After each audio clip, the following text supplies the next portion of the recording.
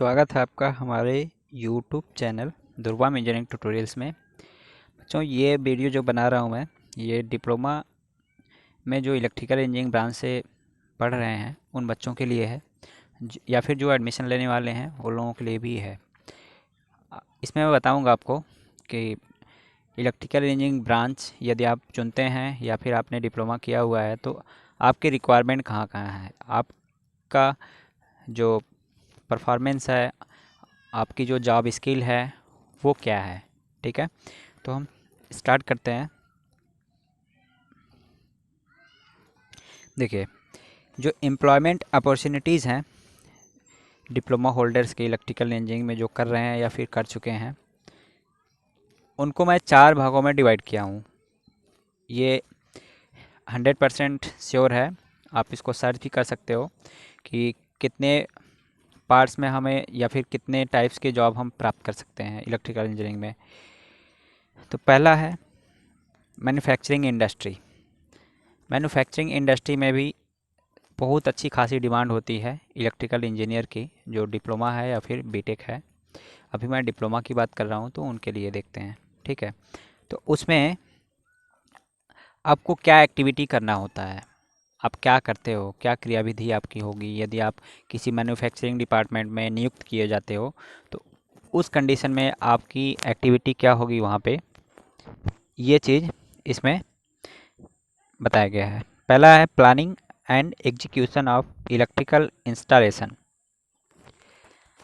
जैसे जो electrical machine है और वायरिंग है, इंस्टॉलेशन है उनका, ये सभी चीज़ें प्लान करके, जैसे कोई इंडस्ट्री मैन्युफैक्चरिंग इंडस्ट्री लगाई जाती है तो उसमें प्लानिंग किया जाता है सबसे पहले, उसके बाद ही उसको हम प्रॉपर तरीके से लगाते हैं। ठीक, electrical installation and maintenance of DG set. Electrical installation, मशीनें लगाना, ये सभी चीज़ों को कनेक्शन देना, ये सभी चीज़ हो गई। साथ में डीजी सेट जो लगता है, कोई भी इंस्टॉलेशन है, कोई भी इंडस्ट्रीज़ है, 24 आवर्स यहाँ पे सप्लाई नहीं प्राप्त होती है इंडिया में।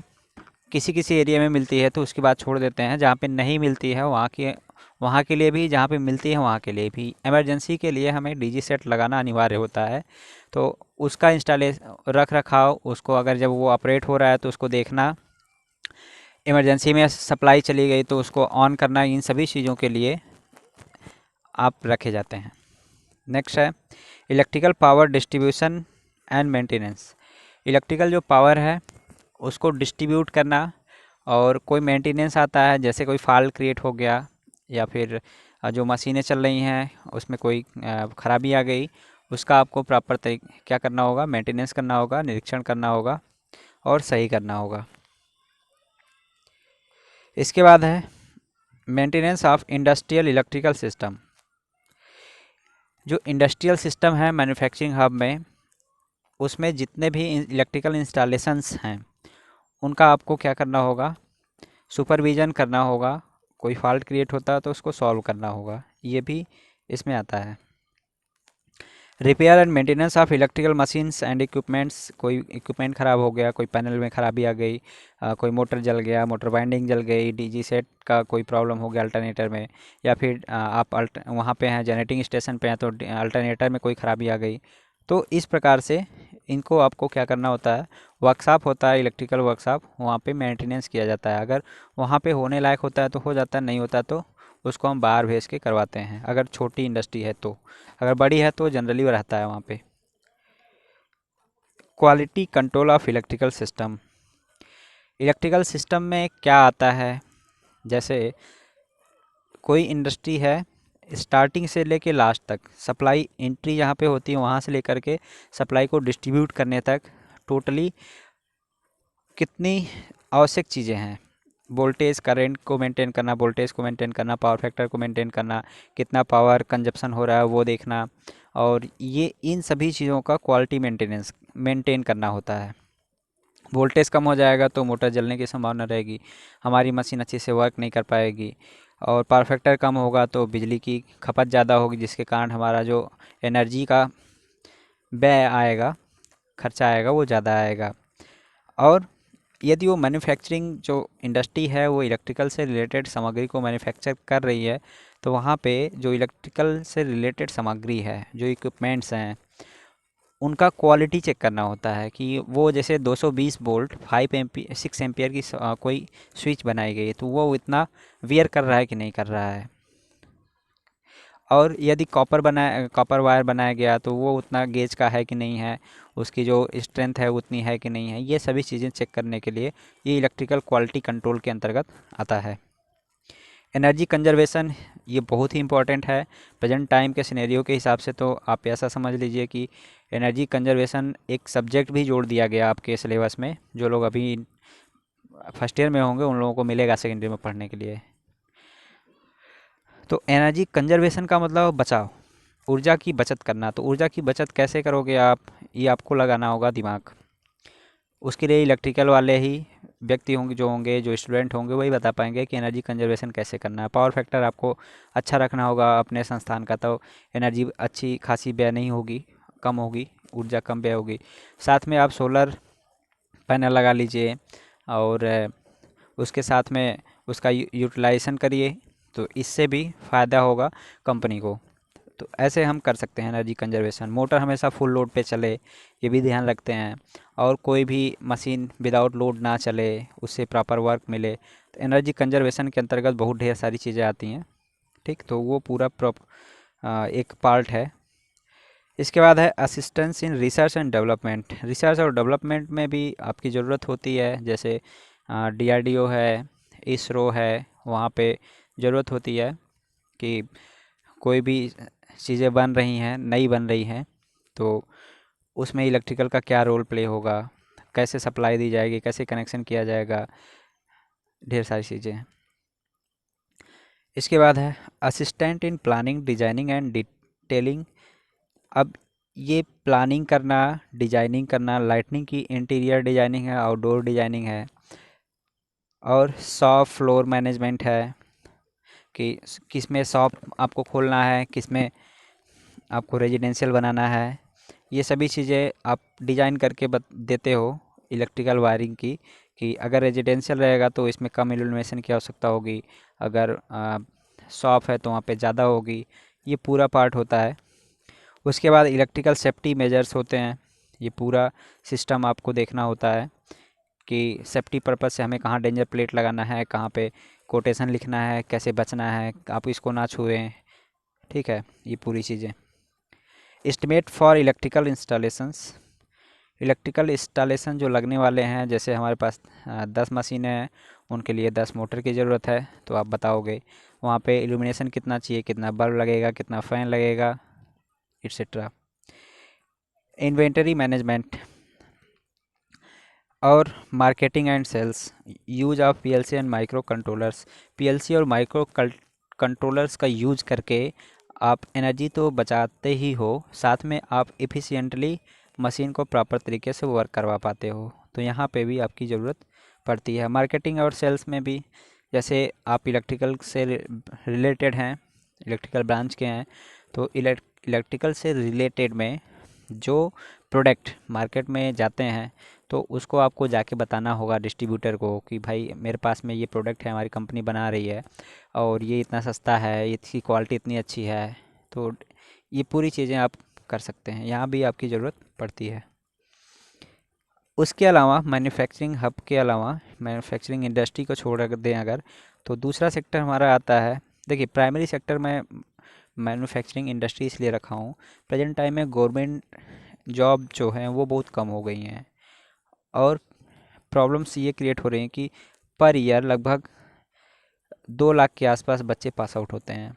ठीक है, तो उतनी जॉब्स आती नहीं हैं, और यहाँ पे प्रिपरेशन करते जाते हैं बच्चे, करते जाते हैं। लास्ट टाइम ऐसा आता है कि कुछ टाइम बीत जाने के बाद 4-5 साल नहीं मिलती है जॉब, तो प्राइवेट में भी जाने पे प्रॉब्लम्स क्रिएट होती हैं। इसलिए आप अपने हिसाब से डिसाइड करिए कि क्या करना है। गवर्नमेंट में जाना है तो खूब मेहनत करिए, बहुत अच्छे से 1 साल 2 साल एकदम जी जी लगा के मेहनत करिए। अगर ऐसा करेंगे तो आपको 100% श्योर है कि जॉब मिलेगी कंसिस्टेंटली। देखिए, गवर्नमेंट डिपार्टमेंट में क्या क्या है। इलेक्ट्रिसिटी बोर्ड है, UPPCL, UPR, यूवीएनएल, UPTCL, Uttar Pradesh transmission corporation limited, ठीक। UPVRUNL, ये बता चुका मैं। NTPC, RRB, JEE, और जितने भी पूरे भारत में इलेक्ट्रिसिटी बोर्ड हैं उसमें वैकेंसीज आती हैं गवर्नमेंट की इलेक्ट्रिकल वाले बच्चों के लिए। लेकिन प्रॉब्लम क्या होती है कि उसमें सीट जो होती है कम होती है। आउटसोर्सिंग ज़्यादा होने की वजह से ये प्रॉब्लम्स क्रिएट हो रही हैं। तो आपको इस पे ध्यान नहीं देना है। आपको अगर गवर्नमेंट जॉब की तैयारी करनी है तो करिए और मेहनत से करिए, 100% मिलेगी। उसके बाद MES है, मिलिट्री इंजीनियरिंग सर्विसेज है। पावर पावर ग्रिड है, रेलवेज हैं, airbase, airport, defence, thermal, hydro, nuclear power station and board and corporations other भी हैं, DMRC, LMRC। और बहुत सारे ऐसे इंस्टॉलेशन, जैसे मान लीजिए आपका कोई कॉलेज है, बड़ा यूनिवर्सिटी है, वहाँ भी ज़रूरत होती है। तो ये सभी जो डिपार्टमेंट हैं यहाँ पे आप जा सकते हैं। इसके बाद में यदि आपको जॉब मिल जाती है गवर्नमेंट में तो आपका क्या काम होगा वहाँ पे। आपको ये जानने की इच्छा होती होगी कि अगर हम गवर्नमेंट जॉब पा जाते हैं तो हम वहाँ पे करेंगे क्या और हमारा रोल क्या होगा उस जॉब के या उस पोस्ट के लिए, ठीक है। तो वो देखते हैं क्या होता है। Assistance in planning and designing of electrical generation, transmission, distribution and protection system including testing, quality control, estimation for electrical installation. देखिए, प्लानिंग करना ये मिल सकता है कि कोई डिस्ट्रीब्यूशन लाइन है, कोई ट्रांसमिशन लाइन है, कोई सब स्टेशन है, उसका प्लान बनाना और उसको लगवाना। अगर आप जनरेशन में जाते हो तो वहाँ पे पावर जनरेट होती है, तो उस केस में आपको ये जिम्मेदारी दी जा सकती है कि जो पावर जनरेट हो रही है अच्छे से हो रही है कि नहीं हो रही है, मॉनिटरिंग करना। और लोड कंट्रोलिंग है।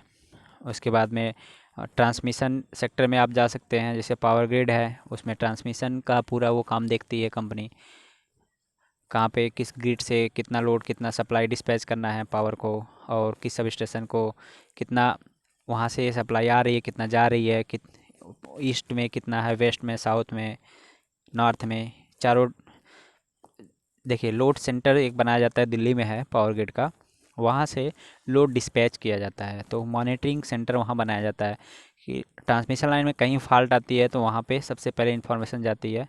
और जब वो फॉल्ट इन्फॉर्मेशन वहाँ से जाती है तो जिस सब स्टेशन पे आती है वहाँ फॉल्ट रिसीव करके वो मैसेज कर देते हैं वहाँ को, वहाँ पर। तो वो लोग फिर उसको सही करवाते हैं। तो ये पूरा प्रोसेस होता है ट्रांसमिशन, डिस्ट्रीब्यूशन और जनरेशन के बीच का। तो ऐसी जगह पे ये रिस्पॉन्सिबिलिटीज आपको दी जा सकती हैं। एस्टिमेटिंग फॉर इलेक्ट्रिकल इंस्टॉलेशन, अब ट्रांसफार्मर लगाना, सर्किट ब्रेकर लगाना है, पैनल लगाना है, अर्थिंग बनवानी है, एक सब स्टेशन पूरा बनवाना है, या फिर कोई ट्रांसमिशन लाइन, डिस्ट्रीब्यूशन लाइन, या कोई आपको डिस्ट्रीब्यूटर लगाना है, सर्विस कनेक्शन देना है। तो ये सभी चीज़ें पूरा इंस्टॉलेशन का आपको रिस्पॉन्सिबिलिटी दी जा सकती हैं। अगला, construction, erection and commissioning of lines and सब स्टेशंस, ये बता ही दिया मैं आपको।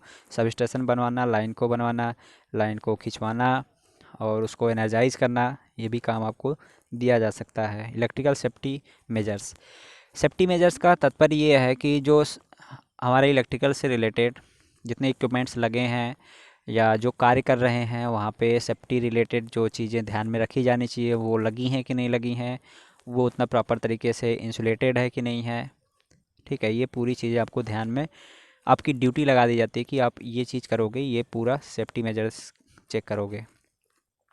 Operation and maintenance of lines and सब स्टेशंस अंडरग्राउंड केबल्स, ये लाइन्स का मेंटेनेंस भी होता है। जैसे लाइन चल रही है तो आप मेंटेनेंस नहीं करोगे तो एक समय के बाद वो ख़राब हो जाएगी, तो मेंटेनेंस, सब स्टेशन का मेंटेनेंस, अंडरग्राउंड केबल्स है उसका मेंटेनेंस। तो आपका ये विभाग भी मिल सकता है मेंटेनेंस वाला। Tariff and calculation of bills for consumption of electricity, कितना सप्लाई की गई है। जैसे आप जनरेटिंग स्टेशन पे हैं तो वहाँ पे कितना पावर सप्लाई की गई, कितना आप मतलब अपनी विद्युत ऊर्जा को बेचे हैं, किस टैरिफ पे बेचे हैं, कितना कॉस्टिंग आई है, जनरेशन कितना कॉस्ट बना है, इसमें भी आपकी ड्यूटी आपको लगेगी, आपकी रिस्पॉन्सिबिलिटी होगी, आपको बना के देना होगा। इन्वेंट्री मैनेजमेंट है, कोई नई खोज हुई है, नई खोज का मतलब कोई आदमी आता है जैसे आप सब स्टेशन पे हैं, डिस्ट्रीब्यूशन पे कोई कंज्यूमर आया, आपको बोला कि हमें कनेक्शन चाहिए, तो उसको क्या क्या ज़रूरत है, कैसे कैसे है, तो वो पूरी चीज़ें स्टाफ के द्वारा आप करवाते हो, तो वो मैनेजमेंट में आता है। Repair maintenance of electrical machines equipments, इसकी ज़रूरत आप समझ ही सकते हैं कि ट्रांसफार्मर लगा है, सर्किट ब्रेकर लगा है, ट्रांसमिशन लाइन है, डिस्ट्रीब्यूटर है, फीडर है, अगर कोई फॉल्ट आता है तो उसको मेंटेनेंस करवाना है। इक्विपमेंट ख़राब हुए तो चेंज करवाना है, नहीं तो उसका प्रिवेंटिव मेंटेनेंस करवाना है। ये डिपार्टमेंट होता है आपका। Assist in operation and maintenance of generating and sub station, जो लोग जनरेटिंग या सब स्टेशन पर जिनकी ड्यूटी होती है, वहाँ पे ऑपरेशन कैसा चल रहा है, मतलब जो लाइनें चल रही हैं वो प्रॉपर तरीके से वर्क कर रही हैं कि नहीं कर रही हैं, यदि कोई फॉल्ट है तो उसको सही करवाते हैं, ओवरलोड है तो एक्स्ट्रा लाइन बनवाते हैं। ये सभी चीज़ें उनकी जिम्मे होती हैं। Preventive maintenance and conditioning monitoring, कुछ लोगों की ड्यूटी लगा दी जाती है कि आप चेक करोगे कि ये लाइन ठीक ठाक चल रही है, नहीं नहीं चल रही है, या फिर कोई फॉल्ट ना आए। उस केस में हम क्या करते हैं, प्रिवेंटिव मेंटेनेंस करते हैं कि ये हमारा अगर फीडर अच्छे से वर्क कर रहा है तो फ्यूचर में कोई फॉल्ट ना आए। उसके लिए प्रॉपर एक समय होता है, उसके अनुसार प्रिवेंटिव मेंटेनेंस किया जाता है। सब स्टेशन में अगर ड्यूटी है आपकी, तो वहाँ पे ट्रांसफार्मर का, सर्किट ब्रेकर का, आइसोलेटर का, फिर आपका पैनल का है, और एलए है, ढेर सारी चीज़ें, जितने भी इंस्ट्रूमेंट लगते हैं सब स्टेशन में, उसका प्रिवेंटिव मेंटेनेंस एक निर्धारित समयावधि के अंतराल पे होता है, उसको देखना होगा आपको। प्रोग्रामिंग ऑफ पीएलसी, पीएलसी की प्रोग्रामिंग में भी आपकी ड्यूटी लग सकती है, जिसमें प्रोग्रामिंग करके हम आजकल मॉडर्नाइज पैनल्स आ रहे हैं, तो उसके लिए हो रहा है ये। इलेक्ट्रिक टेक्शन सिस्टम, इलेक्ट्रिक टेक्शन सिस्टम कहाँ यूज होता है ज़्यादा, ये जहाँ पे आपकी रेलवे में जितने भी लॉन्ग रूट की गाड़ियां हैं सभी इलेक्ट्रीफाइड हो रही हैं। अभी कुछ बचा हुआ है, लगभग समथिंग 70% के आसपास हो चुका है। तो वहाँ पे क्या होगा, आपको ज़रूरत पड़ेगी, जो लाइनें लग रही हैं वो कैसे लग रही हैं, किस तरह से हैं, सही से वर्क कर रहा है कि नहीं कर रहा है, ये पूरी चीज़ें आपकी जिम्मेदारी होंगी। नेक्स्ट है हॉस्पिटल्स। अब देखिए, एक देश में दो तीन चीज़ें ऐसी होती हैं कि जो प्राइमरी पब्लिक आवश्यकता होती है। हॉस्पिटल हो गया, ट्रांसपोर्टेशन हो गया, और उसके बाद में जॉब्स हो गई, इंडस्ट्रीज़ हो गई। तो हॉस्पिटल्स में भी जैसे कमर्शियल कॉम्प्लेक्स है, सर्विस सेक्टर है, या ऑर्गेनाइजेशंस है लाइक होटल्स हैं, ठीक है, टूरिस्ट रिजॉर्ट्स हैं, हाई राइजिंग बिल्डिंग्स हैं, सिनेमा थिएटर हॉल्स, ये सभी चीज़ें हैं। तो इन जगह पे भी देखिए, बिना इलेक्ट्रिकल के तो संभव ही नहीं है कि वो अच्छे से दिखे और अपीयरेंस बहुत अच्छा हो वहाँ पे। ऐसा कोई जाए तो अच्छा लगे, वो बैठे देखे। और आज के समय में आप देख रहे हैं एसी, कूलर और फैन, लाइटनिंग स्कीम, ये सभी चीज़ें इलेक्ट्रिकल वाले स्टूडेंट्स ही करते हैं, जो मोस्ट प्रोबेबली आवश्यकता होती है। तो डिप्लोमा होल्डर्स इलेक्ट्रिकल इंजीनियरिंग के हैं जो, ये सभी क्या इसमें करेंगे वो देखते हैं हम। लेआउट बनाते हैं, जैसे कोई हॉस्पिटल है, कॉम्प्लेक्स है, या फिर ऑर्गेनाइजेशन है, होटल है, तो लेआउट किसका बनाते हो आप, बताओ। लेआउट आप बनाते हो लाइट का, फ़ैन कहाँ पे लगेगा, एसी कहाँ पे लगेगी, पावर पॉइंट्स कहाँ लगेंगे, कितने स्विच बोर्ड लगेंगे, इल्यूमिनेशन कितना अच्छा होना चाहिए, कहाँ कहाँ पे लाइट लगेगी तो अच्छा लगेगा, इंटरेक्टिव होगा, ये चीज़ें आप डिज़ाइन करते हो। इसके बाद में है stand by or captive power generation and its distribution. कोई इतने चीज़ें जो हैं, ये आपका हॉस्पिटल है, हॉस्टल है, और ऑर्गेनाइजेशंस हैं, होटल्स हैं, ये सभी चीज़ें हैं। इनमें आपको आवश्यकता पड़ेगी, 100% आपको देना चाहिए। अगर आप इलेक्ट्रिकल बैकग्राउंड से रहेंगे तो आपको एक चीज़ उसको सुझाव देना चाहिए कि स्टैंड बाई पावर आपको रखना चाहिए। By the way, stand by power नहीं रहेगी तो आपका सब कुछ ख़राब हो सकता है 1 मिनट के अंदर। जैसे सब कुछ चल रहा है, अचानक से सप्लाई चली गई तो सब कुछ बंद हो जाएगा, जिसकी वजह से आपका अपीयरेंस जो होगा वो ख़राब होगा, आपकी रिलायबिलिटी वो ख़राब होगी, विश्वसनीयता आपकी ख़त्म हो जाएगी कस्टमर के साथ में, बहुत ढेर सारी प्रॉब्लम्स होती हैं। तो stand by power is the most important for every installations and जो भी आपके हैं होटल्स और ये थिएटर्स वगैरह सब कुछ। Maintenance electrical and electronic equipments, इस ये तो आवश्यकता है ही है। प्रिवेंटिव मेंटेनेंस भी ज़रूरी होता है कि हमारा सिस्टम ब्रेकडाउन में ना जाए, काम करता रहे और उसका हम मेंटेनेंस करते रहते हैं। जैसे लिफ्ट है, लिफ्ट हमेशा चल रही है, अचानक से बंद हो जाएगी अगर आप प्रिवेंटिव मेंटेनेंस नहीं करेंगे। जैसे उसकी कनेक्शंस को टाइट रखना, और कोई तार ख़राब हुआ है तो उसको चेंज करके नया लगा देना, और उसकी ग्रीसिंग करना, मोटर सही प्रॉपर तरीके से उसका कूलिंग हो रही कि नहीं हो रही, ये सभी चीज़ें आप इसमें देखते हो।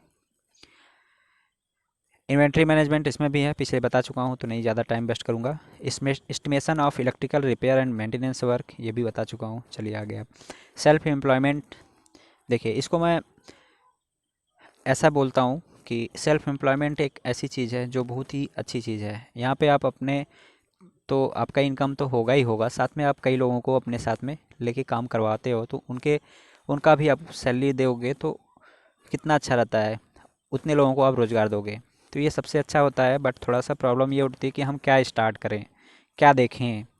इस चीज़ के लिए इसमें हम बताएंगे आपको कि आप क्या क्या कर सकते हो। डिप्लोमा जो इलेक्ट्रिकल इंजीनियरिंग से किए हैं, सबसे पहले आप ट्रेडिंग कर सकते हो इलेक्ट्रिकल गुड्स की। गुड्स मीन्स जो प्रोडक्ट बनते हैं, स्विच बोर्ड है, सर्किट ब्रेकर है, ट्रांसफार्मर है, और मतलब छोटे से लेके बड़ी चीज़ तक जितने भी इलेक्ट्रिकल रिलेटेड चीज़ें हैं सब कुछ कर सकते हो आप। दूसरा, इनका स्टेबल करना, इनको लगाना, रिपेयर करना, मेंटेनेंस करना, इसका आप सेंटर एक खोल सकते हो। तीसरी चीज़ है freelancer for repair and maintenance of house hold electrical and electronic gadgets such as washing machine, geysers, air conditioners, coolers, electrical installation etc। Freelancer का मतलब ये होता है कि आप स्वयं कहीं पे जुड़ करके, वहाँ पे मतलब आपको आ, खुद सैलरी वो देगा नहीं, आप अपना एक दुकान खोल के वहाँ पे रख सकते हो कि हम ये चीज़ें बनाते हैं, आप यहाँ पे ले आके आओगे तो हम बना देंगे, या फिर आप कॉल करोगे तो हम आके बना के चले जाएंगे। तो इस तरह के का होता है ये छोटे लेवल पे है। जब आपके पास में ज़्यादा मार्केट डेवलप हो जाए तो आप कई लोगों को रख सकते हो। इसके बाद इलेक्ट्रिकल कॉन्ट्रैक्टर, कॉन्ट्रैक्टर का मतलब है जैसे जो विद्युत विभाग में कई चीज़ें कॉन्ट्रैक्ट पे होती हैं, खंभे का गड़ाना, लाइन का इरेक्शन करवाना, एनर्जी मीटर लगवाना है, और जो कनेक्शंस होते हैं, कनेक्शंस प्रोवाइड जो करते हैं लाइनमैन हैं, वो भी क्या करते हैं, कॉन्ट्रैक्ट पे ही होते हैं। तो मैन पावर सप्लाई करना, ये चीज़ आप कर सकते हो इलेक्ट्रिकल कॉन्ट्रैक्टर के रूप में। मोटर वाइंडिंग यूनिट आप खोल सकते हो। ऑटो इलेक्ट्रिकल वर्क भी कर सकते हो। सर्विस सेक्टर और micro controller based on system for different applications, ये चीज़ें आप अपने खुद की कर सकते हैं। तो thanks for watching this video, God bless you all. आपको ये बता देना चाहते हैं कि ये चीज़ें आपको अपने ऊपर गर्व होना चाहिए कि आप खुद का एम्प्लॉयमेंट खुद कर सकते हो, बिल्कुल कम पूंजी में। 50,000 1 लाख के आसपास आप अपनी खुद वाइंडिंग मशीन लेके अपना काम शुरू कर सकते हो। कई चीज़ें हैं जो मैं बताऊंगा तो बहुत लंबा हो जाएगा वीडियो, इसलिए अब यहीं पे क्लोज करते हैं। थैंक्स।